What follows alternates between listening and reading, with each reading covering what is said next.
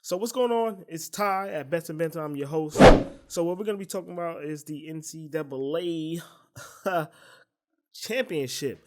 The first championship of the 12-man college or the 12-team college schedule. However they're doing it now, which I thought was pretty cool. We're also going to talk about this week's AFC NFC Divisional Round in the playoffs. We're going to get into some of that. As you can see, oh my God, it was eventful this week. As you can see, Lamar, oh my goodness, just disappointing with the Ravens. Jalen Daniels, that boy can ball. He can ball out. Let me tell you, he's the truth. He's everything that Chicago wanted, and they missed out because they picked Caleb Williams, the guy who's overly confident without the type of weapons around him to be that. He's good. He's just not that guy. He needs a supporting cast. And Chicago is not that supporting cast. So nonetheless, I want to get into, first and foremost, I want to get into the college football championship tonight. Man, Notre Dame played horribly in the beginning. I mean, that first drive when they came out, they played pretty well. Let me look at some of my notes that I took for this game. And as you can see here, like Notre Dame, they came out swinging. That first drive was crazy, right? They came out, they was running the ball extremely well. Riley seemed super confident. He was running the ball well. I just didn't understand why Notre Dame continued to do like quarterback draws and sweeps. Like, I just didn't understand it. They weren't using any of the weapons around them. They just thought that they were going to win against Ohio State, the best team in the country. Arguably the best team in the country. They thought that they were going to run the quarterback consistently up the middle and towards the edge against Ohio State. This team done paid $20 million for all the players around them. Everybody's pretty much a 5-star. Like, how long you think that's going to last? Look, you had Riley going over to the sideline after that drive, and he just was like throwing up. He was gassed. Like, imagine taking them hits for that many times. He ran 18 plays, I believe. I think it was 18 plays that first drive. They scored, and after that, they were quiet for pretty much the rest of a majority of the game. They started to pick up more in the second half. But nonetheless, it just was not it for them. I just don't understand what the goal was behind that. Like, what were they thinking about this, right? What was the big deal? And then you had Jeremiah Smith, he wasn't open all game, but when it counted, the boy was open. And why are we leaving the best receiver open? The best receiver arguably in the nation right now, even being a freshman, he's balling. Like, he can go to the league right now. Like, he can go to the league right now. And what I'm trying to understand is that first play, Chip Kelly threw a nice little trickaroo, because when they did that motion and he came back, he pretty much just walked into the end zone. He had nobody there to stop him. I'm not sure what was going on. What was the miscommunication on defense for Notre Dame that caused them to miss that or not to make the adjustment? It's just like they just let it go. And then the defensive back who was trailing him in the motion, he got lost in the sauce. Like, he continued to run across the field like, okay, just leave him uncovered. Like, you were supposed to leave eyes on him at all times. You don't ever leave Jeremiah Smith alone at all. Under no circumstances are you supposed to leave this kid alone. It just makes no sense. Anyways, we get back into it. Let's talk about how Notre Dame's defensive line had absolutely no pressure. Will Howard had all day to throw in the pocket. He was sitting back there making a hot pocket. I caught him. I saw him. He actually put it in the microwave, let it cook, beeped, and then he threw a pass. Ohio State is a juggernaut. We understand that. But Notre Dame is also a juggernaut. Like, there's no exception to the rules. There's juggernaut against juggernaut. And it just seemed that Notre Dame's defensive line was not capable of putting pressure on Will Howard, like at all. They weren't able to put any type of pressure on him. He had no. I don't even think they got any sacks tonight or any rushes for that fact of the matter. Like the boy was back there taking naps, spinning around, dancing, auditioning for Dancing with the Stars. He was doing all this in the pocket, and Notre Dame had no answer for it. I'm just not understanding what was going on with that. They didn't make any adjustments. The pressure that they were sending was not being received. It was send back to messenger or however you do it. However the post office does it, return to sender. That's pretty much what the pressure was doing as far as that goes. I don't know what happened with their pressure tonight. Their defensive line was non-existent as far as putting pressure on him. Next, so that was the zero pressure. Then we had Riley Leonard, I believe I'm saying his name correctly, but he just seemed unsettled all game. It felt like he was running for his life all game. He was completely inaccurate for at least 80% of his passes. He just was throwing them. He was throwing them shits. I don't even his receivers were even looking frustrated. Like, what is going on, my boy? What are you doing? Like, relax. He was never settled in the pocket throughout the whole game. He needed to relax, get some composure. After that first drive, he was already gassed. And then for the rest of the game after that, it just seemed like he was running for his life.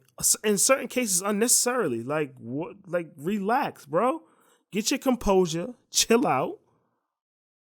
And let's let the play form. Like, let it build. Like what are we doing? This not backyard football. Like, we put things into place for a reason. But you out here playing frantic, scared. Of course, I know you don't want to get hit, but sometimes you got to sit back there for a little bit. You're not even giving it 4 seconds. Like, as soon as you snap the ball, you running for your life. Like, help me. Like, I'm not. Anyways, whatever. Then I want to say Junkins, he played extremely well, had 100 yards, 2 touchdowns. He balled out. That's what he usually does. That's what is expected from Ohio State, right? They always have, historically, they always have extremely good running backs, right? So that's nothing to, harp on. He's supposed to get 100 yards. He's supposed to have 2 touchdowns. The offense is not. No, I will say that the offense is pretty much like surrounded around that, right? He opens it up for Jeremiah Smith because they're afraid of the run, which gives him the ability to get open a lot more because he can run the ball. Like, he has moves. If you played NCAA 2025, you see they had to patch the game for the spin move, but he's really like that. Like, he gets busy. So does Jeremiah Smith. He played an amazing game. Well, this wasn't even his best game as far as the college playoffs went. Like, he's been balling out the whole college playoffs, and this was this game he seemed to be chill. Like, he wasn't even worried about it. Like, if I get it, I get it. It is what it is. Let everybody else shine. Let them get their light. But when it came to him making big plays and doing what he needed to do, he did that. He made those plays. He came clutch. He was definitely reliable and made those catches, especially putting the game away towards the end. That catch was major. It put the fork in Notre Dame. Even though Notre Dame played a pretty bad game early on, they started to come back later on in the game, which was great. This was about to be one of the greatest comebacks in Notre Dame history. National championship, set the tone for years to come. Smack Ohio State in the face because they spent all this money in the portal getting all the players and all the great players to come to Ohio State. Like, they were supposed to win this game. Like, undeniably they're supposed to win this game. If they would have lost this game after spending $20 million on a roster, there would have been some big coach changes. That's ultimately what it would have been. It would have been major changes in Ohio State if that would happen, because y'all spent all this money. Yeah, y'all did make it to the national championship, but y'all almost didn't, because y'all lost to Michigan at home, which was like, what? Y'all, why? How did y'all lose? How did y'all lose to Michigan and y'all blowing everybody out all year?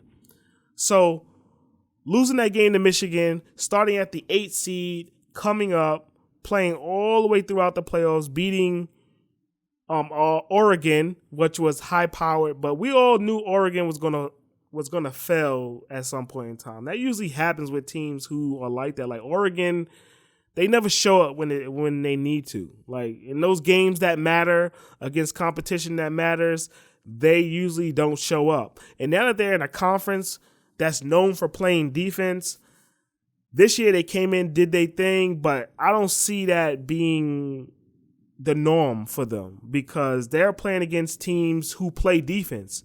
The Big Ten Conference is known for defensive teams and teams that play defense pretty well, right? So they're not going to just be blowing people out for the next couple of years. It's just not going to happen. Like they have Penn State, Wisconsin, Nebraska, Ohio State now. Like they have these teams who are known for playing defense really well. So they're not just going to be blowing people out in the Big Ten.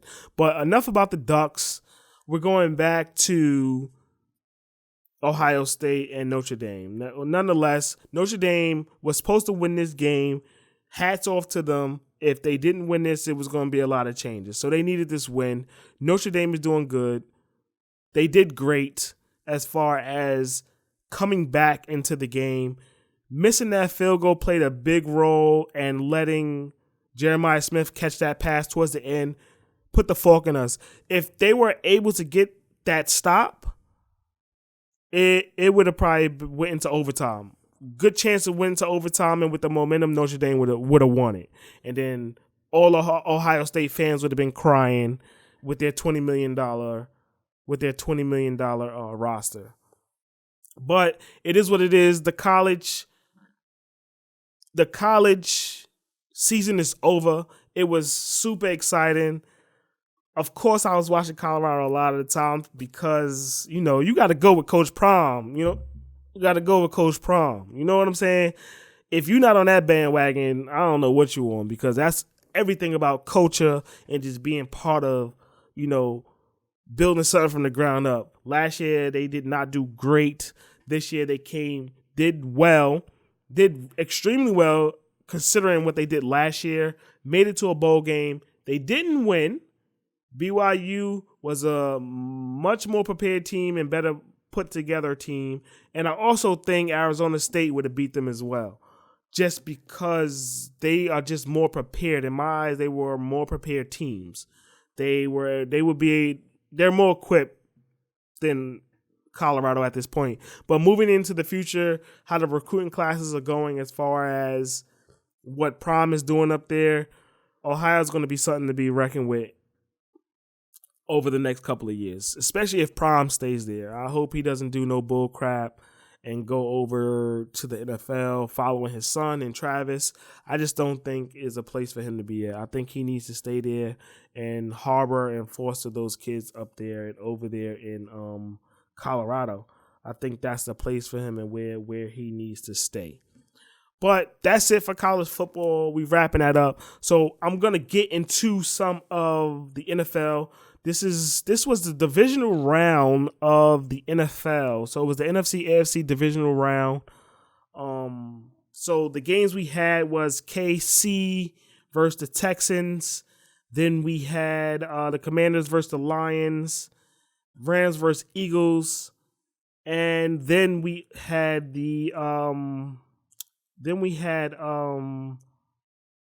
Lamar, the Ravens versus the Bills, right? So let's take a look at these games, right? Let's start for the first week. Well,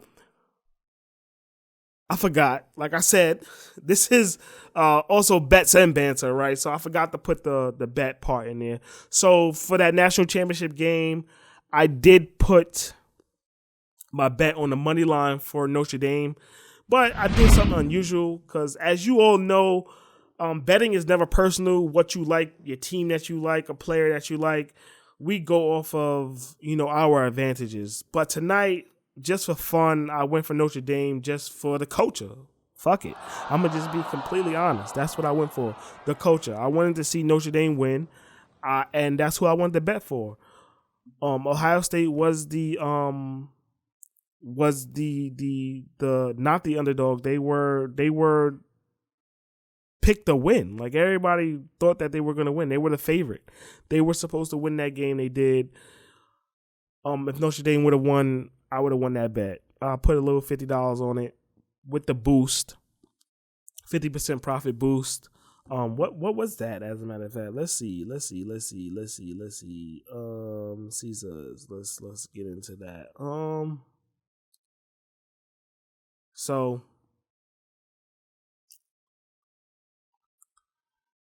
that was, oh, it's not telling me what. Oh, it was a plus 165 for $50. We would have won 90 on top of that. So it was a pretty decent bet if it would have went through. It didn't. So that's that. We'll get into these other games and we'll go through the bets for those as well. But we're starting with that first divisional game. So let's get into that Texas versus Kansas City game. Oh, this game it felt to me, I'm a KC fan. I'm gonna keep it all the way 100 with you. I'm a KC fan, like all the way. I'm Mahomes all day, right? But I see that there's a trend going on right now in the NFL where KC keeps getting bailed out off of like bullshit, and these refs is just calling bullshit, like the defensive hit on Mahomes was not roughing the passer. Like, that was just straight bullshit. And they keep getting bailed out with dumbass calls like this. And it's just ridiculous. And it puts a bad taste in my mouth. Because I like KC. I want them to win. But I want them to win legitimately. Like, I don't want the refs to help them to win. They don't need it. Like, they are the defending champions. Back to back, as a matter of fact. They're going for a three-peat right now. So they do not need to be getting assistance from the refs. Like, I just don't like the calls. The calls are just completely biased. Like, I don't like it. The refs are playing a big role in KC's success this year. And you can see it in the playoffs. They're definitely, they putting a skirt on Mahomes. Like, you can't even tap him. Like, it was a meme that I posted on my page, and you see it. And the difference between how the refs call for Mahomes, you could tap Mahomes and they're calling unnecessary roughness or some BS call. Also, with this, the offsides call with the, I believe it's the tackles that they've been attacking so crazy this year. It's just ridiculous. They've called KC on it sometimes, but I feel that they prioritize other teams, especially teams playing against KC, to call this offsides penalty. I just don't like it. It puts a bad taste in my mouth. It's not good for the sport. It's bad sportsmanship. You guys are favoriting KC and y'all helping them win a lot of games. They should have lost a few games this year, but of course, the refs bailed them out. But nonetheless, let's get into a little bit what happened. Kelsey played his ass off, and I personally, I like Kelsey, but over the past few years, I believe he's gotten extremely too cocky for my liking. That's just my personal opinion. I like the guy. He plays good, but I don't like unnecessary cockiness. Like, I don't like when people are unnecessarily mean or nasty to people for no reason. And just certain clips that has come out, especially when he did the thing with the kicker, throwing his equipment, and I just don't like it. I don't like stuff like that. It gives off bully. Like, I don't like bullies. Bullies aggravate me, like, because there's no reason to be a bully. So nonetheless, Kelsey had 7 receptions, 117 yards, 1 touchdown. We actually put a bet in on Kelsey. I knew he was gonna hit on that. The Kelsey one, we put that in as a live bet, as a matter of fact. Let me see where is it? Yeah, so Kelsey, we put this live bet in. It was for him to get over 92 plus 5 yards. The reason why we put this bet in on a live bet, when Kelsey got that first bomb pass, it put him at like 74 yards in the game, right? So Kelsey is Mahomes' safety net, right? He's gonna always throw to Kelsey when something's going wrong, or if he needs help, if he needs to get out the way, or if he needs to just throw that quick little pass, he's gonna give it to Kelsey. And Kelsey's slippery, like he do his thing. He's always going to get loose at some point in time in the game. It's just a given. He was starting out in the beginning of the year a little bit slow, but as the year picked up, he started to pick up, because with all the injuries, he needs to show up and start balling, because this is what we pay you for. We pay you to catch the ball. You need to go out there and start producing. So he's been producing. So we put that bet in. That was a pretty decent bet. We put it in. It was 113. It's negative 113, right? We put $56 on that. We won $105 off of that. So we pretty much doubled our money. But I knew that was a definite. That was a definite hit, especially how early it happened in the game.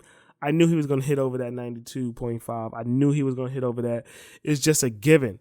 Like, Mahomes is not going to throw to Kelsey, especially when he's already hot. He doesn't have many receivers to go.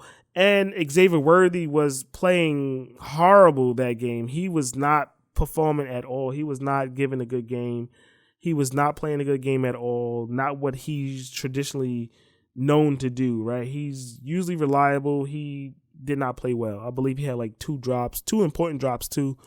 Nonetheless, it's okay. You're allowed to have an off day as an athlete, right? It happens, right? It's just not always going to be the way that you want it to be. It's just not going to happen that way. Kareem Hunt, super happy for this guy. He came back to Kansas City to help out the injuries with Isaiah Pacheco. Pacheco didn't really play that much this game. I saw that. I don't think Pacheco's 100%. I think he's rushing his injury. I think he needs to chill out before he does something more permanent, and he's just out of here after that. You know what I'm saying? I think he just needs to chill, let Kareem Hunt take it over for the rest of the year, or until the rest of the time for this playoffs, right? Because I don't see it happening that KC doesn't go to the Super Bowl again. Not with the way that these refs are playing for them and helping them out. I just don't see that happening. But I think Kareem Hunt needs to carry the rest of the load, because Isaiah Pacheco, hasn't really been the same since that injury, and I think he needs to give it a little bit more time, especially for this year. I think he just needs to chill out before he does something more damaging than what he's already done. But Kareem Hunt, he had a pretty good game. He had 8 carries, 44 yards, and an important touchdown. So I count that as that important touchdown, because without that, KC probably loses this game. They don't get it. But he had a critical touchdown. KC defense showed up. That's all I can say. They showed up when it mattered. They did what they had to do. They made the stops that were necessary to get them to where they had to go, and get them necessary. And the stops, they came outside of what the refs were doing. KC defense has improved extremely over the last 2-3 years, right? Let's forget about the Super Bowl. The defense has picked up over the last 2.5 years. Let's say 3 years. The last 3 years, KC's defense is completely different now, right? KC, that used to be their kryptonite. Their defense used to be their kryptonite. They used to be able to put up big numbers, and then their defense couldn't fucking save a fucking. They couldn't save shit. They couldn't get them out of anything. You understand what I'm saying?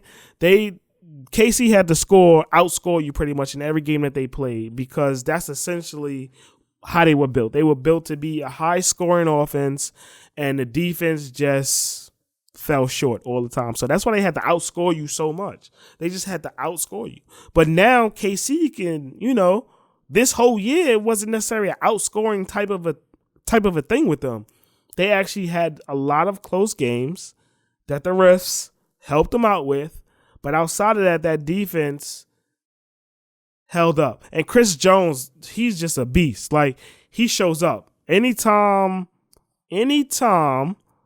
they need a big play on defense, he shows up. And he showed up this weekend too.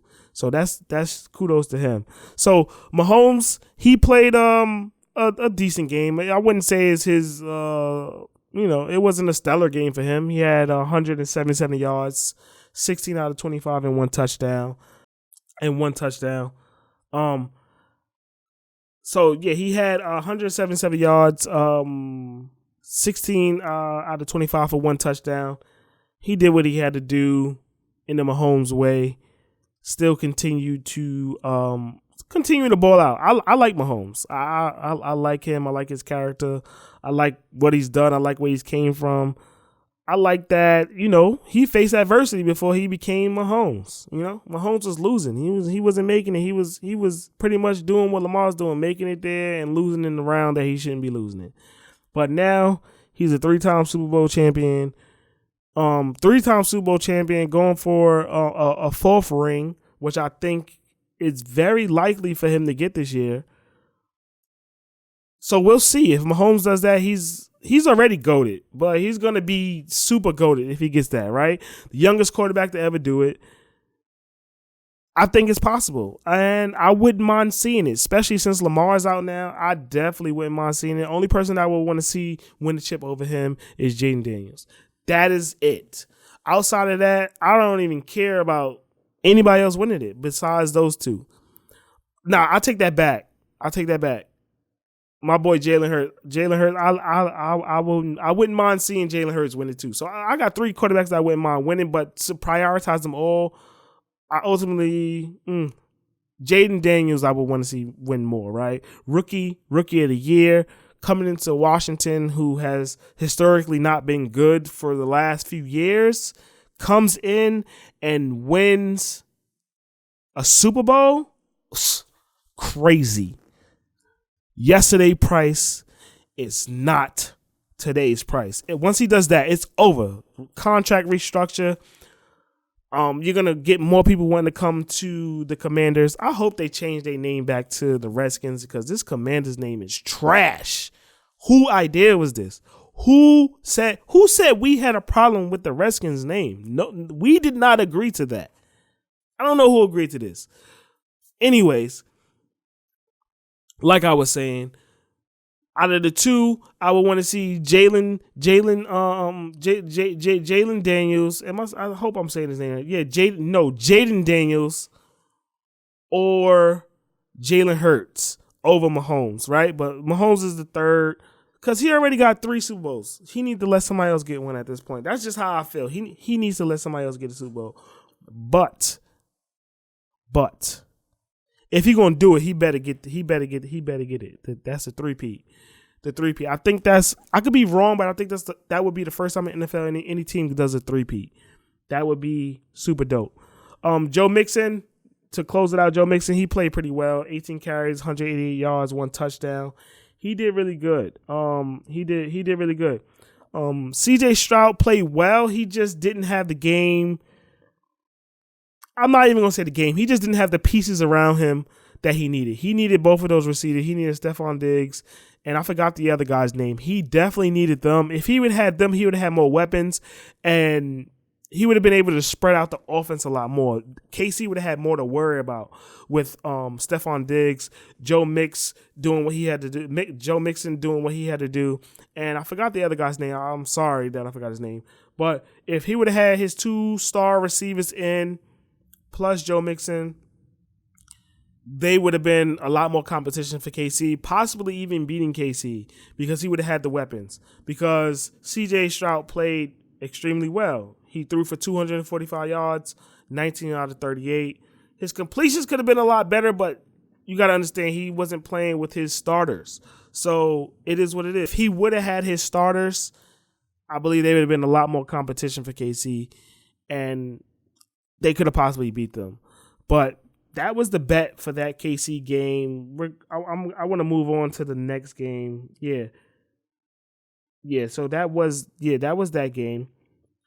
So now I want to move on to the Commanders and versus the Lions. Oh my goodness. This boy Jaden Daniels is the truth. When I tell you the truth, he's been the truth all year. He has big game ability. He's cold as ice. I mean, you can't rattle him. He's calm. He's in the pocket. He out there playing. He's out there playing backyard football in the NFL. I'ma just keep it super official. He is the truth. Like I said in the beginning of this, he is everything Chicago wanted in Caleb Williams, and they missed it because they picked Caleb Williams. I mean, I personally don't care for Caleb Williams. I didn't even really care for him in college. I just felt like, again, he's too cocky. He's too cocky. I just don't like. I don't like that persona of Jaden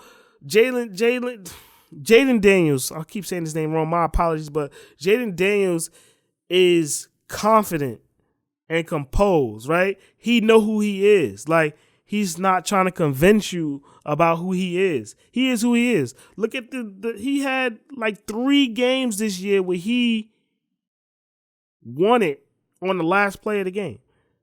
That's a big deal. A lot of quarterbacks can't do that. Only great quarterbacks do stuff like that. They bring their team back, get put in a position to win the game, and they actually come in and win the game for their team, right? And Jaden Daniels has proven to do that multiple times this year, and now you see he came in with playing against the number 1 seed, Detroit, who has been mollywopping people this year. Despite their injuries on defense, Detroit has been mollywopping people all year. They have been the team to beat. They have been explosive. They have used trickery. They have done things this year that people have not seen in the NFL ever at all. I commend the coaching staff, honestly, because they are bringing this new fast-paced offense and defense to the NFL. They're going for it on 4 like they playing PS5. Like people, the coaches hate them. Like, why are you going for it on 4th down? Like, they hate them. But all hats off to Detroit and Jared Goff. Jared Goff, he left there he was booted from LA to go over to Detroit. And they welcome him with open arms, and he's actually been balling out of it. But we want to go back to Jaden Daniels. Jaden Daniels, the Rookie of the Year. Put the belt on him. Rookie of the Year. And if he wins the Super Bowl, I honestly think he's supposed to get MVP if he wins the Super Bowl as a rookie. I don't care. Fight me. It is what it is. But what I'm going to say to you about Jaden Daniels, he's that guy. That's it. He's that guy. He's confident. He's a leader, for one, because his team is rallying behind him. He got McLaurin. McLaurin looking like somebody now. McLaurin's been a good player. He just hasn't had that quarterback, that piece to make him who he is. And did you see that play by McLaurin? Boy, he turned the Jets on that catch. Little dump. Was it a screen? I think it was a screen, or maybe it was a little dump off. But whatever the case may be, he broke that tackle. It was like a little double tackle, and he turned the Jets on. It was the bye-bye, sayonara. They having fun over there in Washington right now. The DMV is happy. The DMV is ultimately happy because now they have 2 teams that are contenders. They have the Washington Commanders, which needs to be turned back to the Redskins because this Commanders shit is whack. But nonetheless, they have the Washington Commanders and the Baltimore Ravens, who are 2 contenders now, which is also always, the city's always been divided between them 2 teams over there in the DMV. But now that they are both contenders to win some shit, at least Washington is still in contingency to win some shit. Baltimore going to be Baltimore. They always going to be where they need to be at. They just need to finish, right? Because they have a finishing problem. But nonetheless, they are 2 contenders now. So it's a fun time to be in the DMV right now because they have 2 contenders, 2 young black quarterbacks who are actually balling out right now. Now, I'm just hoping Jaden Daniels can continue to build off of the success, and I hope the Redskins, see what I'm saying? They need to be called the Redskins. That sounds a lot better than the Commanders.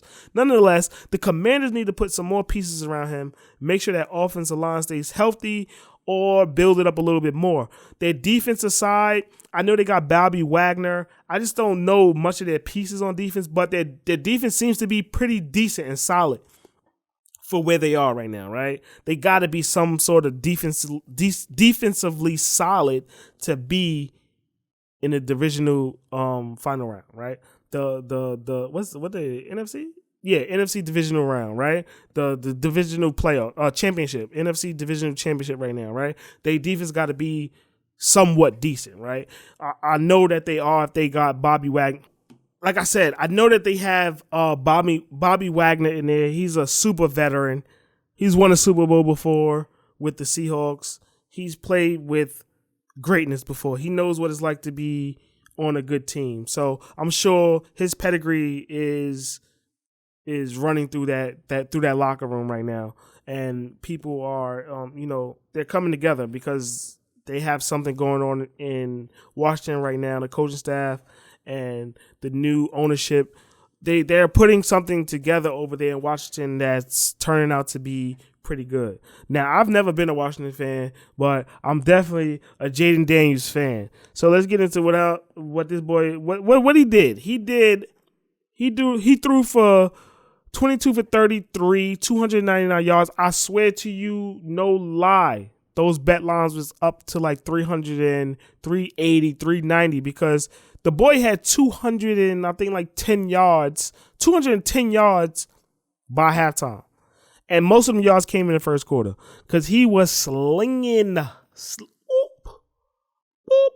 He was slinging that joint throughout the whole game. He was slinging it like he was unstoppable. He was not missing. As you can see that throwing 22 for 33, he was slinging the rock. You understand what I'm saying? He was slinging the rock. It is undeniably the truth. Next we'll go into Jared Goff. He's always consistent, right? He gonna play his game. He gonna do what he got to do. But you cannot throw 3 interceptions in the NFL and think that you're gonna win. Turnovers matter in the NFL. You cannot turn the ball over 3 times and think that you're gonna win. He threw for 23 over 40. His completion rate could have been a little bit better, but it is what it is. You cannot throw 3 interceptions. He threw for 313 yards, 1 touchdown. Them 3 intos doomed. When I say doomed, it doomed Detroit, right? Because it's so much your defense could do if you keep giving the ball to the other team. No matter how many times we stop them, if you keep giving them the ball, there's nothing we can do about that because they're going to score. You turn the ball over 3 times, they're going to probably get at least 1 touchdown off of that, right? And if the offense is already moving crazy and they moving at will and throwing the ball crazy and doing what they got to do and running well, you're going to lose. There's no way that you can catch up. There's not enough time left.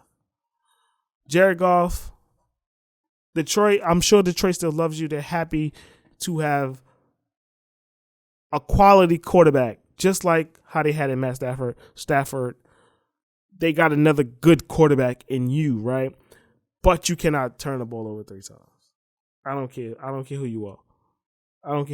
You cannot turn the ball over 3 times. It's going to doom your team every time. Gibbs did really well too. he has been balling all year. Him and Montgomery, Sonic and Knuckles, they've been doing their thing all year, right? They're part of why running backs are not being devalued anymore. Them, Henry, and Saquon Barkley have turned up this year. So the devaluing of running backs should be over with now. As long as they can continue to do this next year as well, because I don't see how any team is devaluing running backs. You need running backs, especially during playoff time. Like right now, you need a running back to carry the ball for. You need to be able to control the clock, and that is what a running back is going to do. If he could get 4 to 5 yards per carry, he is going to control that game for you. So I don't see how you want to devalue that. I know it's a passing league right now, which is all right. Pass the ball, do what you got to do, but pay these people, pay these men. Pay them their money. We don't want to hear none of that shit. Pay them their money. Saquon contract this year is not equivalent to what he's doing right now. He's supposed to be getting paid way more than what he's getting paid right now. But we ain't going to get into their pockets. But pay that man. That's all. I don't want to hear nothing. Pay him. Henry, if his contract ain't right, pay them. They carrying these teams. Pay them. So anyway, Sonic and Knuckles, Montgomery ain't really played too much, right? So Montgomery also coming off an injury that I think he needs to let heal a little bit more so that he can become and continue to be as dynamic as he is. But Sonic and Knuckles definitely do their thing. And Gibbs did his thing. He did his thing. 14 carries, 105 yards, 2 touchdowns. Balled out. Seemed like every time he touched the ball, he was going for about 6 yards each carry or more. But the boy is fast. Like he hits the hole crazy in the hole. Like, so it's just a given. He's consistently did that all year. Like all year he's done that.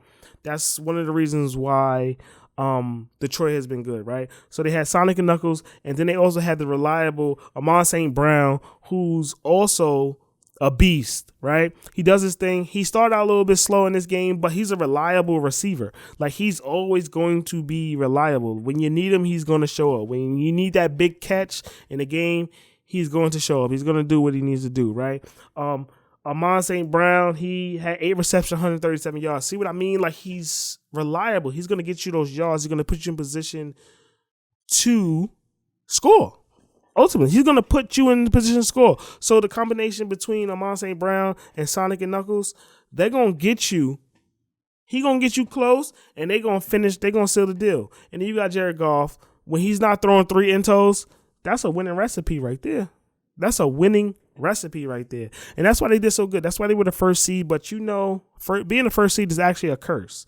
It's actually a curse. When you're the first seed, unless you KC and you're the first seed, you're probably gonna lose that first game. You're probably gonna lose it. It just is what it is. It is what it is. Like, that's all I could say about that. Let me see. Did we put a bet in on this game? Because I want to see what the bet was for this one.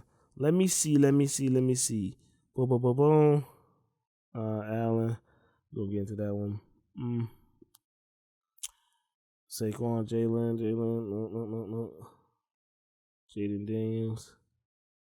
Yeah, we did. So we put Jaden Daniels because, like I said, he was balling out. So I put Jaden Daniels in at 277 yards plus 277.5 yards. I put this in as a live bet. Negative 117. I put $100 wager on that. We won $85 off it, which totaled out to $185 in total that we won off of that. So that live bet played out. Jaden Daniels was balling out. Like I said, at halftime, your boy had about 210 yards. So it's just a given that they're going to continue to toss the ball. They're going to continue to throw the ball. So I was trying to wait till it came down a little bit more. And the lowest it came down to for me that I was willing to wait for was that 277. I wasn't about to wait to see if it was going to drop more, because as the game goes on, when you live betting and the game is going on, they're going to push that number back up, right? Because they think that he's going to get way more than that. So it would have been like 340, 350. You don't want to get in the bet at that point. You want to get in the bet when that bet line drops down. So as you can see, that bet line dropped down to 277. I believe I put that bet in at halftime because I'm like, yo, we just got to take this because he's going ham right now. And they're also playing Detroit. There's no way Detroit is not going to at least put up a fight and almost come back or something. They're just not going to not do that. It just doesn't happen. It's just not going to happen as far as Detroit. But Detroit fell short. Like I said, you can't win an NFL turnover the ball 3 times, especially not in the playoffs. It's just not going to happen. It's not going to happen. Not going to happen. But nonetheless, we won on that one. That was I was happy about that one. I was super, super happy about that one. So that's the cap off that Commanders versus Lions game. We're gonna close that one out. We're gonna head over to the Rams and Eagles now. My boy Jalen Hurts. Hurts. You know what I'm saying?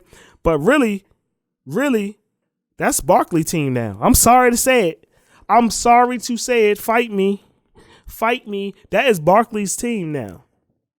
They all play for Saquon Barkley because y'all think Henry doing something this year. Saquon Barkley is doing numbers this year. Every time he touched the ball, it's like he's going to the end zone every time he touched the ball. The devaluing of the running backs was crazy last year. And the way Saquon turned up this year, it's just ridiculous. First of all, he almost broke the record. If he didn't sit out that Giants game, he would have broke the record. But he decided to sit out against the bum-ass Giants. And I don't blame him either, because with the way that things work, he would have ended up probably getting hurt playing against the bum-ass Giants. I'm going to just keep it official. That's what probably would have happened. Then he wouldn't have been ready for the postseason and would have been hurt. Playing more into devaluing running backs. But nonetheless, Saquon, untouchable Barkley. That's what we're going to call him, untouchable. Because although the weather was horrible in Philly, which is great, that is phenomenal football weather, right? How many times do we get a full snow game where you almost cannot see the field? That was for the ages. That was a good classic game there, which I appreciated. I appreciated that game. It was fire. So nonetheless, Barkley, untouchable Barkley, don't get it twisted. Saquon Barkley is untouchable this year. I'm not going to hold you at all. You know, he's going to get the job done at all. He's carrying the Eagles. He's literally carrying the Eagles. I don't want to hear about no A.J. Brown. He's a beast too. I don't want to hear about Smith. You know, in my opinion, Smith, you know, he's not as consistent as he needs to be. But he's untouchable. But right now, Saquon is carrying that team. Eagles have a team full of weapons. Like, they have a weapon at every corner.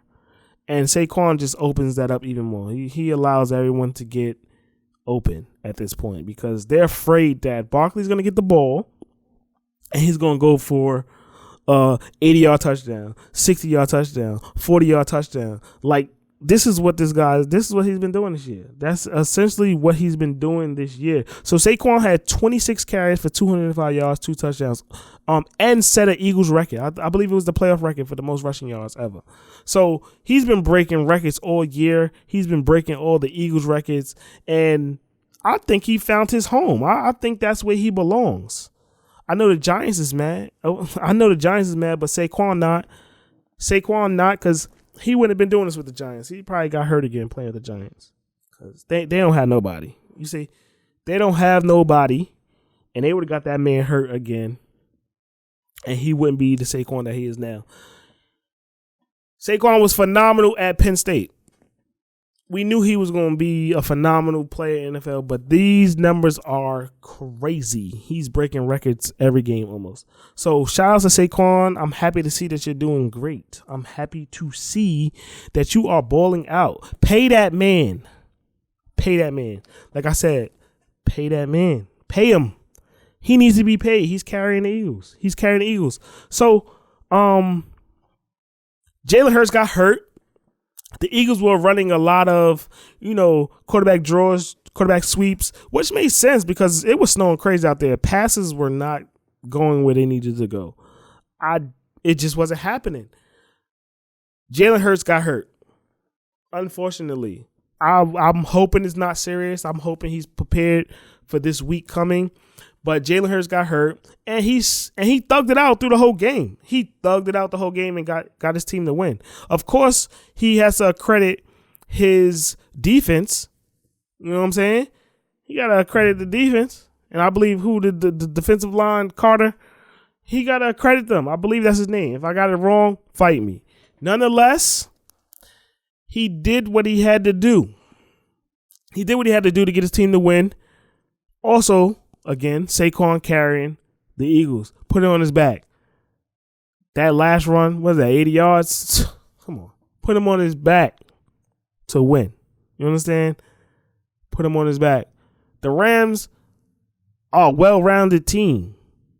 They was throwing a rock in the snow like it was a sunny day. Matt Stafford, he's a rare breed. When I tell you reliable quarterback, cookie cutter, out the sheet, what everybody, the ideal quarterback of, most NFL teams, Matt Stafford. He was in Detroit for a long time, didn't really do, he was always putting up numbers, but the team sucked in. They weren't the Detroit Lions that they are now. But nonetheless, they were slinging the ball like it was a sunny day in California in a snow game in Philly. You know what I'm saying? Matt Stafford had... Let's see what Matt Stafford had first before we finish up Jalen Hurts. Matt Stafford had 26 for 44, 324 yards, 2 touchdowns. You got to respect him because Matt Stafford always shows up. He's consistent. He's a consistent quarterback. Like, he's somebody who's going to run the marathon with you. You are not going to really shut him down. He done seen everything. He done seen every defensive coverage. He done seen every trick that you could try to play on him. He knows it all. He knows, like, he's like a super quarterback. Like, maybe I'm doing a little bit too much, but he's proven this, and he's a Super Bowl winning quarterback. So you gotta give him respect off of that alone. He's won a Super Bowl. He won a Super Bowl first year with LA. It is what it is. It is what it is. They had a good defense. They had an amazing defense, as a matter of fact, an amazing defense. But nonetheless, Matt Stafford has always been consistent year in, year out, even when he was with Detroit. And now he's with LA. And LA has been a little rocky this year, in my opinion. They've been a little rocky, especially when Cooper Kupp was hurt. And they only had Puka. Is it Puka? Yeah, Puka. Yeah. When they only had Puka available, they were a little bit rocky, right? So they were like a midway 500 over 500 type of team, midway. But he done brought them to the playoffs, to the divisional round. Matt Stafford, he's gonna carry that team. They're gonna always make sure that he has pieces. Now he has Puka there. He has how did I just forget his name? Whatever. The other receiver, they have him. They have the pieces around him to do what they need to do. And this Williams guy, he did pretty good. I didn't really watch him all year. I haven't really paid much attention to him. Didn't really hear much about him, but I looked at his stats before this video. It looks like he's over 1,200 yards in the year, so he's nothing to play with.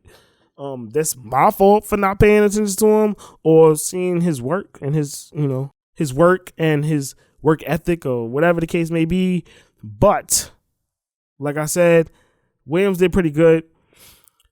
He carried for 18 carries, 106 yards. in the snow, which is great because it's a snow game. Like, you're supposed to be running the ball. Every running back should have, whatever running back is in and who's the top running back should have over 100 yards in a snow game because nobody has footing. Everybody should be a Saquon Barkley in the snow. If you leave it up to me, I mean, when I was playing, let me go down memory lane. When I was playing, you heard the snow in these snow games I had, people had no footing. So you was going to be good no matter what. Even if you wasn't good, you was going to be good. But Jalen Hurts, like I said, he got hurt. He had 15 for 20 yards, 128 yards. His passing was really off in the game. I don't know if it, in the snow, the balls are heavier. They're not going when they need to go. It just is what it is. That's why Philly was super focused on running him. He got hurt, though, and I hope it doesn't cost him. And I hope it doesn't cost him in this next game. But we definitely put in the bet for this. This game, I actually made a mistake and put in two of the same bets on accident because I was rushing, right? I didn't want to miss something. And this is one of the mistakes I make. I need to set up two phones, right? I need to be looking at two different bets on two different phones so that I don't make mistakes like this. So I put the Jalen Hurts, before he got hurt, I put in his rushing bet. I put a rushing bet in for him before he got hurt. And it was plus 85.5. And then I made a mistake and put it again for 86.5. This before he got hurt. He had 70 yards when I put this bet in. And I believe it was halftime or the beginning of the third quarter. One of the two, right? One of the two I put this in. Then he got hurt. And that was it. He wasn't hitting that after he got hurt. I was confident in it if he didn't get hurt because Philly was going to continue to run him. That's how they was doing. But we messed that up. We messed the bag up on that one, especially since we put it in twice. So the first one we put in for $62. $62 at negative 121. So that was half of that. So we lost that. And then the second one was again for negative 121, but we put in $121 to try to make back to make 100. But that was a mistake bet. I wasn't supposed to put that one in. So we got cooked. We got cooked on that one. It's all right. It's part of the game. You got to take your losses. You pay for not paying attention. That's pretty much what it is. Just like in life. You don't pay attention, you're going to miss out or you're going to mess up. And that just is what it is. I ain't trying to teach you nothing here, but I'm trying to teach you something if you get what I'm saying. We also put the Saquon Barkley. So the Saquon Barkley bet that I put in was supposed to be the real bet that I put in, that I made a mistake and put in the Jalen Hurts twice. So that was the Saquon Barkley over 26.5 receiving yards. He won. He got that, of course, but I ain't had that much money in my bank after that time because I set a limit for myself because I'm not chasing bets. I'm setting limits so that I don't chase bets and lose money that I don't need to be losing. Because you could definitely get into a cycle of chasing your bets and you're going to lose. That just is what it is. You take your L and you go to bed. You talk to her about your girl, let her know. Hey, I lost. Oh, man, I lost. And let it go. You don't just keep throwing money at it. Don't work that way. Take your bet, take your loss on the chin and go to bed. Have a drink, watch a movie. Don't chase your bets. But anyways, Saquon, he hit that 21.6. I put $8 on it, won $15. Wonk wonk. I won $15. It don't matter, but I was supposed to put, since it was negative 117, I was supposed to put $54 on that, I believe. I'd have won $100 off of that one. So that's how I like to bet, man. I like to bet on high probability things that are more in my favor, right? So that's what I'm always going to go for. Usually it's going to be a live bet. A live bet, something I can pay attention to that I know that's going to hit, right? So that Saquon Barkley I knew was going to hit because they was going to pass the ball, dump the ball off to Saquon Barkley because, again, he is Jalen Hurts' scapegoat. He's going to throw it to him on the scapegoat. He is going to throw it to him on the scapegoat. And that's exactly what he did. Saquon had exactly 27 yards, receiving yards. End of the game. I knew that was going to happen. And I wish I didn't make the mistake, but I did. Can't take it back now. Is what it is. So that is what it is. Eagles should do good. I hope Jalen Hurts is fine. I hope he's not hurt more than what he is already. Hope they can get him prepared for the next game because I don't want to see him flop again like he did last year. That was disappointing. That was disappointing for him. But nonetheless, let's move on to this goddamn Ravens and Bills game. Oh my God. Listen, man. Lamar, I know you tired because I'm tired. I'm tired of y'all dropping the ball. I'm tired of y'all dropping the ball when y'all need to win. You know what I'm saying? All year, y'all thrashing people. Y'all not turning the ball over. You are perfect. Then you come in this game and throw and you fumble the ball. Granted, the weather's bad, but you can't win NFL games turning the ball over. You on top of Mark Andrews, who has been inconsistent this year. I personally think Isaiah likely should have had the starting spot because he's made the plays when they need to be made this year, right? Of course, Mark Andrews, veteran, he has made plays this year, right? When they've mattered, but I believe Isaiah likely has made more, and he's been more consistent, right? And he's had less playing time considering Mark Andrews was hurt for a decent amount of this year, if I'm remembering correctly. But I believe Isaiah likely should have had the opportunities that Mark Andrews had in this game, and I think it would have went a different way. On top of that, we didn't have Zay Flowers because as soon as my boy becomes all pro, he gets a knee knock, and now he's out in one of the most important games of the year. They needed that weapon. They needed him. They needed him to spread out the defense at this point. So he was out. So Lamar was a little bit limited as far as who he can go to as far as receivers, right? So Mark Andrews was definitely one of his main targets. Isaiah likely one of his main targets. And I think that's his other receiver, Bateman. I could be wrong. I'm sorry. I just know particular players, right? I don't know the filler players. I know the players who make plays all the time, majority of the time, right? Sometimes I know the other players. Granted, it is what it is. I'll get better. Fight me. Nonetheless, Lamar, you turned the ball over 2 times. Mark Andrews, you turned the ball over once, and you miss the game-tying touch 2-point conversion. Can't do that. They pay you to catch the ball. You got to catch that shit.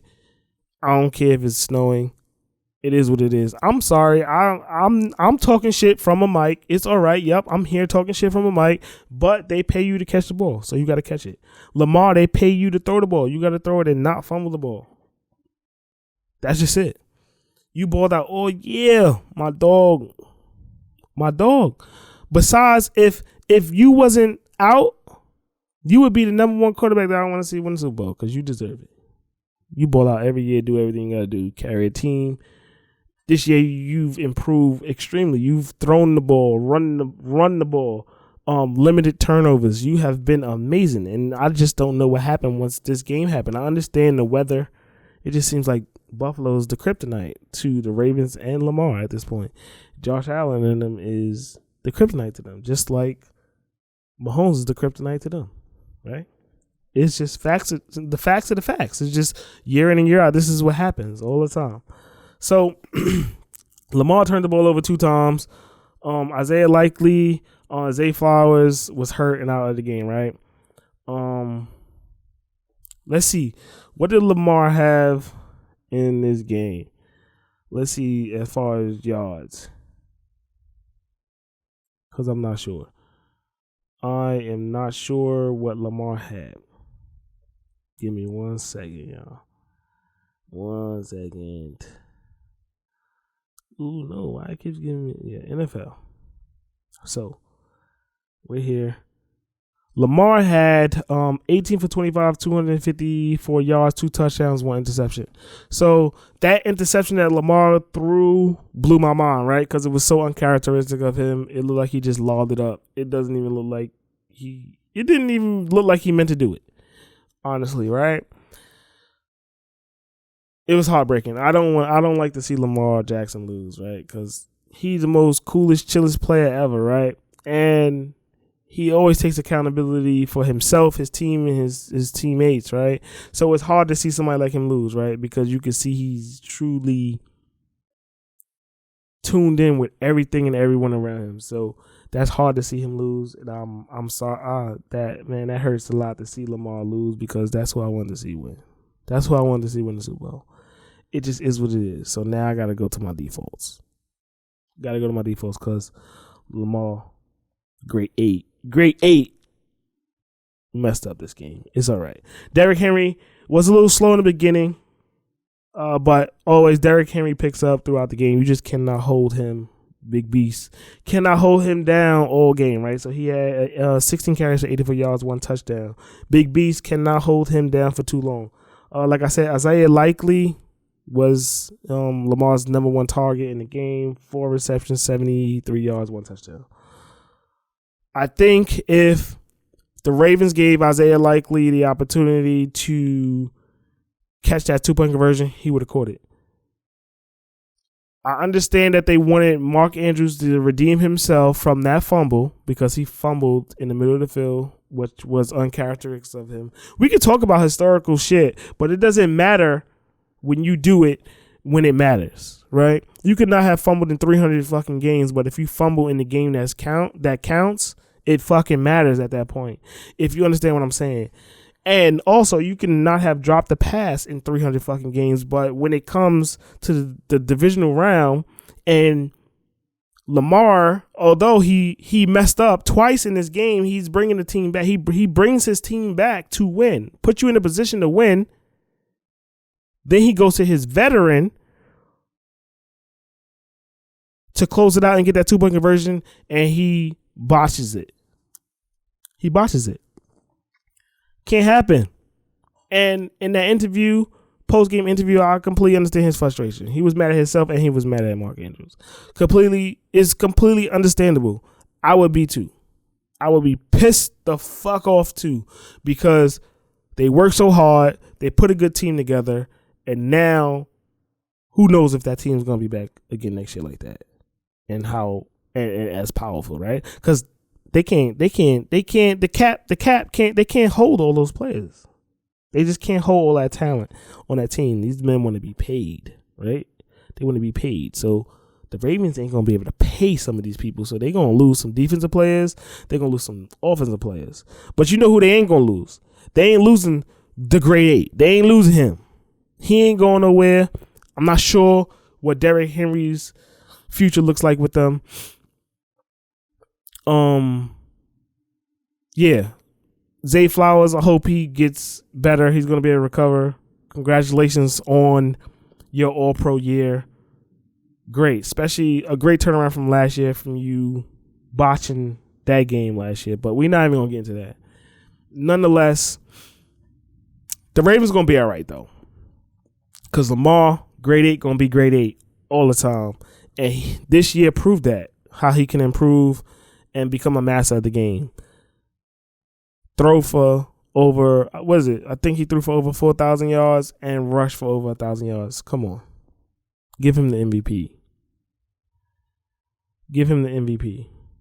That's it. I like Josh Allen, but it is what it is. Give Lamar the MVP. So let's get into some of what, the Bills did. The Bills going to be the Bills. They played defense extremely well. The Bills are known for playing well defense. It just is what it is. They're historically known for playing good defense.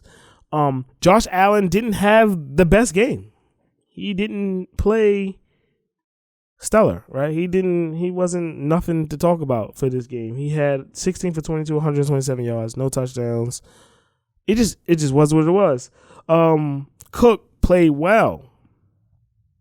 He made key plays when they needed them. Although he didn't score, he had 17 carries for 67 yards, but those 67 yards counted. Like, they were critical plays that he made that got them first downs, let them hold the ball for longer than what they needed to, and it is what it is.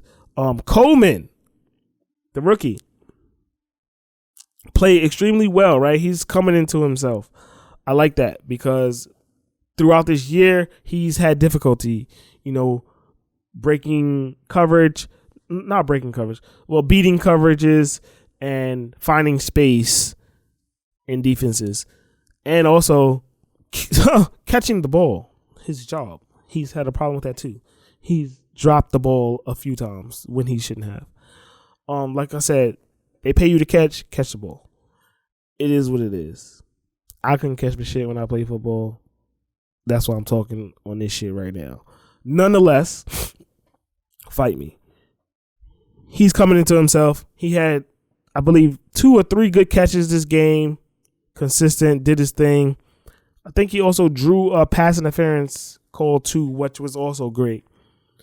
So Coleman's coming into himself. He's going to be good for the future of Buffalo.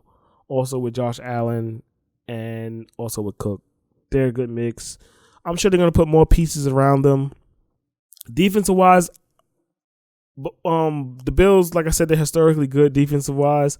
I'm not sure what the future holds for the Bills, especially Von Miller getting a little bit older now. Not that he's like top player right now. I'm sure he's at least top 25 or at least top 50, right? But besides Von Miller and some of the other defensive pieces, I'm not necessarily sure what that's going to look like for the near future. But right now, they have a shot to go to the Super Bowl if they could beat KC. I believe that's what they're playing, right? KC, right? As you know, KC is their kryptonite, just like the Bills are the Ravens' kryptonite. It just is what it is. I don't see the NFL letting the Bills beat KC. Because even if KC don't win the Super Bowl, they want to see KC in the Super Bowl because they want the Swifties and all the media attention that KC is going to bring for the NFL. So even if they don't win, they want them in the Super Bowl. So the refs are going to be heavy on the penalties and the bullshit for that game. You know what I'm saying? That's just what it's going to be. But then for the Eagles, I didn't bet for that game. I didn't bet for the Ravens game. So we don't have a bet for that one. Let me just make sure. Oh, no. I did bet for that one. I'm sorry. So I lost that one. Like I told you, we got cooked this weekend. So I put Josh Allen for 168 yards because I saw that he wasn't really passing that much, right? And at minimum, I thought he would at least get the 68. I thought he would at minimum, right? You can expect Josh Allen to get at least the minimum, especially when that bet line start coming down. You see the quarterbacks not throwing too much. You see that bet line coming down. You take it to the over. I should have just did it for the under because including the weather, he wasn't really balling out too crazy. But I thought he was going to go for the over. Negative 117, put 54 on that. We lost. It is what it is. Like I said, we got cooked this weekend. As far as it goes for the betting, that mistake bet really put us in a bad spot. It is what it is. So you just gotta take your L's with it. So coming up this week, we have the Eagles. The Eagles versus the Commanders, which is gonna be a good game. You know what I'm saying? You got Jalen Hurts and Jaden Daniels. They're gonna ball out. I'm happy to see. I hope Jalen Hurts is healthy enough for this game so that he can perform and do what he needs to do and do it well. I know Jaden Daniels is going to ball out. If he can win and go to the Super Bowl in his rookie year, that is going to be phenomenal for him. I hope that can happen for him. You know what I'm saying? Despite me wanting to see Jalen Hurts get his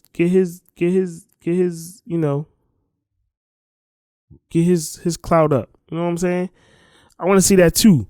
But who don't want to see the rookie of the year go to the Super Bowl and potentially win it? If that ain't good for publicity, I don't know what is. That's what we want to see. That is exactly what we want to see. And then we got KC versus the Bills. Mahomes and Josh Allen. This ain't nothing new. This ain't nothing new. This shit ain't nothing new. But they're going to ball out because Josh Allen ain't going to come to play because he needs to beat Mahomes because Mahomes is his kryptonite. And Mahomes is going to do Mahomes shit all game. He's going to do what he got to do. Kelsey going to show up. They're going to do what they got to do. And that's just going to be that. And hopefully the Bills can pull it off. That'd be great because, you know, although I'm a KC fan, I'm more of a Bills fan. So the Bills need to pull this through and do what they got to do, right? Just so. Even though I said that Mahomes is my third quarterback that I want to see go to the Super Bowl, that's why he's my third because I don't mind the Bills winning. But over Mahomes and the Bills, I want to see Jayden Daniels or Jalen Hurts get a Super Bowl ring. Just because Jalen Hurts received a lot of adversity. People didn't believe in him, didn't think that he could leave Philly and do what he's doing there at Philly. He needs a ring for that because he's consistently brought them back to where they are right now, right? This is the second year getting to this round. Then you have Jayden Daniels. Jayden Daniels, who's a rookie out of LSU, received some adversity in college, wherever it is what it is. Wasn't drafted first pick, what she probably should have been, but he got the better spot. Second seed and went to the Commanders, and he's in a better position than Caleb Williams.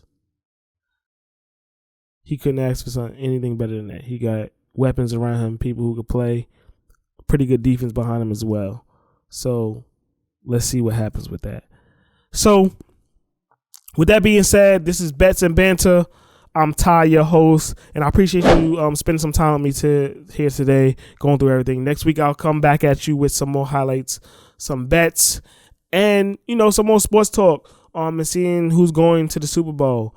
Again, congratulations to Ohio State for winning the first CFB playoff championship. We don't like Ohio State over here. It is what it is. But they are part of the Big Ten. So congratulations to that. Big Ten 2 years in a row winning the national championship. So we could take that because we're tired of the SEC running shit. Like, we're sick of them. I don't want to see any SEC teams win for the next 10 years. I'll be happy with that. Big Ten is our turn. Most players, people who play football, understand that the Big Ten is where we usually go to play, right? We going to Penn State. We going to Ohio State. We going to Wisconsin, Nebraska. These are the teams that if you, and now Rutgers, because they doing all right over there in Rutgers. They're not going crazy, but they're doing okay. They weren't always Big Ten, but whatever. We'll take them. But if you were from the East, the Northeast, you know your conference is usually the Big Ten. That's where you're going to play. But anyways, see you all next week. Like I said, catch you next week. Bets N Banter. Ty signing out. Peace. Appreciate y'all for coming to listen to it. Bye.